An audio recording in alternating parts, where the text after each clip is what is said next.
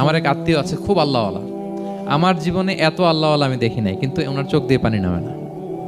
বারবার এসে আমারে বলে যে মিজান কি করবো বলো, তুমি একটু মোনাজাত ধরো। আমার মনে আছে আমি ওনাকে নিয়ে মোনাজাত ধরতাম, তো ওনার কান্না আসে না চোখ দিয়ে।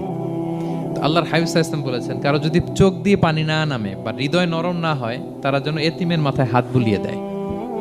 এক সাহাবী এসে বলেন, ইয়া রাসূলুল্লাহ, আমার হৃদয়টা বড় শক্ত, হৃদয় নরম হয় না। রাসূল সাল্লাল্লাহু আলাইহি ওয়াসাল্লাম বললেন, তাই?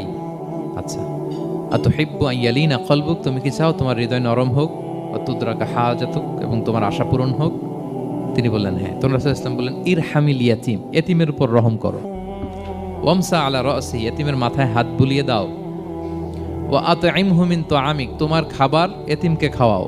তালিনু কলবুক, তোমার অন্তর নরম হবে। তুদরাকা হাজাতুক, তোমার ইচ্ছা পূরণ হবে। বাংলাদেশে তো অনেক অরফেনেজ আছে, অনাথ আশ্রম, ওখানে যাবেন, সুযোগ হলে একদিন যে একটু লাঞ্চ করলেন ওদের সাথে বসে।